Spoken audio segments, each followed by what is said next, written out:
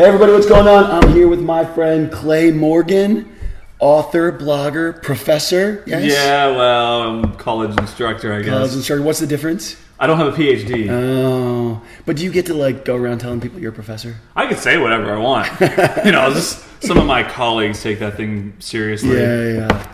Well, I've had the fortune of getting to know you this weekend. We got to meet a little bit online, which is great. Yeah. And started reading your book, Undead. Tell us a little bit about the new book that just came out, what it's about, and just talk about that for a minute. Yeah, Undead is about spiritual life and spiritual death. Mm-hmm. It's a short answer. Yeah. What that means is it answers the question, have you ever felt like something was missing? Mm-hmm. So everyone has been there. Something's not right. I'm not getting enough. My job, my relationship, my faith, it's not fulfilling it for me. Mm-hmm. So what is that emptiness? And this book uses some crazy stories, pretty crazy stories. Yes. Also, it talks about miracles of God and His transforming power that's possible in our lives. So in the book you talk about everything from zombies to vampires, but you weave it all in with your relationship with Christ. Yeah. How did you get involved in both topics? Well, I'm a pop culture guy. Yes. I love movies and books and all that stuff. And I'm a Christian, so I'm thinking about things in terms of faith. Mm-hmm. And one night I was actually, I was going to read a book called Pride and Prejudice and Zombies, and I had this Max Lucado book right next to it about Jesus. Mm-hmm. So I remember sitting there and I was thinking, zombies or Jesus? And actually, then it occurred to me, dead people came back to life in the Bible. Mm-hmm. And so I decided to look into it, and it turns out that there are 9 stories of dead people coming back to life in the Bible. And I just didn't remember so many stories. There's 6 of them in the New Testament alone. And so I started researching the history and looking into these just crazy stories and started combining them. And what does this mean about my life? Am I dead in any areas? Is there spiritual challenges that maybe I need some transforming miracles in my life? You talk about in the book the 3 times that Jesus brings back people from the dead. Mm-hmm. And did you see any common themes in those, or did God teach you anything personally in your research for those? It's amazing how they build. First of all, Jesus goes to a widow in the middle of a funeral. Like, she doesn't even know he exists, maybe, and he just shows up. The second time, a father who's desperate comes to Jesus. And the third time, it's his very friends, Mary and Martha, because their brother Lazarus died. And they actually call for Jesus, and he doesn't come. So this progression is really startling. Yeah. And the thing that I learned about myself more than anything else really comes from the Lazarus story, which is probably the one that people most recognize. And I can relate to Mary and Martha. They're totally broken. They personally know Jesus. They have a relationship with Christ. And when the worst thing comes to their life, they ask God to take it away. And He doesn't. And He lets this death enter their life. And they both come to Jesus that day when He shows up in town, and they say, "Where were you?" Yeah, and we've asked that question, where were you, God? Absolutely. So on that side, I can relate to the brokenness and the confusion. Yeah.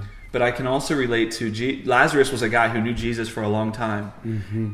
And then he saw the power of God in his life enter in a new way. Yeah. And that's kind of part of my story. I've gone through some things that have left me feeling just dead and buried. Yeah. But God can bring us metaphorically back from the grave too. Our culture has all sorts of stuff that are very popular right now with vampires and all sorts of stuff. And in our culture, that seems to be pretty commonplace.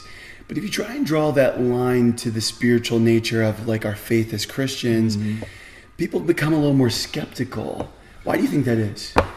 Well, why do you think people don't want to talk about these, or even people in culture don't want to bring it to the Christian side of things? Right, yeah. It is interesting. Yeah. People who will gladly prepare for a zombie apocalypse or be obsessed with what if vampires are real will just totally dismiss a miraculous God. And it's mostly, to me, just logical inconsistency.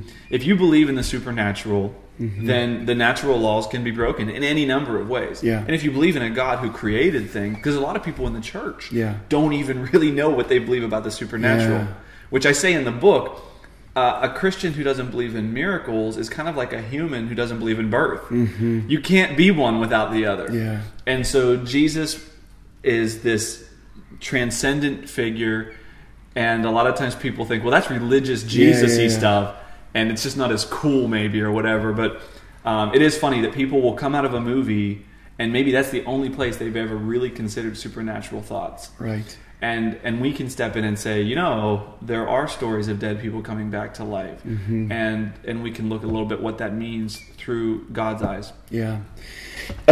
You did such a great job this weekend being our speaker, and I appreciate that so much. You did an awesome job. My kids loved you.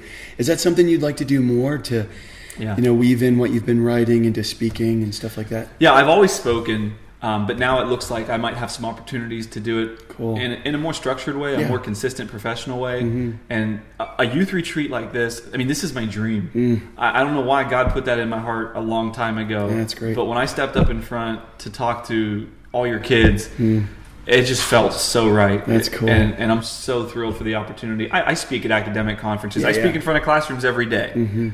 But to talk to students about life and meaning, there's nothing better. Yeah, that's awesome.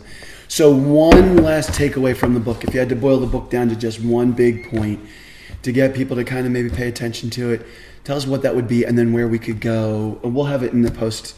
We'll have it in some notes on the website too, but where could people go to find out more information about the book? So one takeaway and where people could find you. The biggest takeaway, the most important takeaway, especially after a number of people have read it and told me what they felt from the book, it's kind of twofold. One, if you don't have any desire to go to a church, if you don't think Jesus or God or that kind of stuff is for you, this book might present it in a way that you've never heard. And that's my hope. The other side, though, is there's people who think that they can't be fixed. There's people who think they are too far gone, they are dead and buried, and there's no coming back from them. The spiritual tombs. The spiritual tombs, the emotional tombs. Like they're stuck in a relationship that they're never going to be able to get out of. It's not going to get fixed.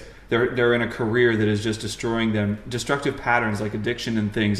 There's people who feel, people say this to you probably, is like me. They'll say, I'm not going to go to your church because it'll probably burn down if I walk in the doors.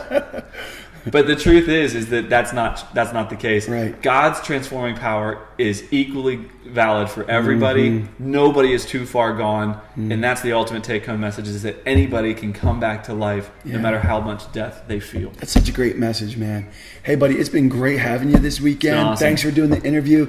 Tell everybody really quick where we can find more information about you. Yeah, you can go to claywrights.com, WRITES. claywrights.com. There's an undead book page right at the top. All the information you need. Awesome. Great. Thanks for doing the interview. Thanks, Barry. All right. See you guys. We'll see you next time on a 12-ounce interview. Peace out.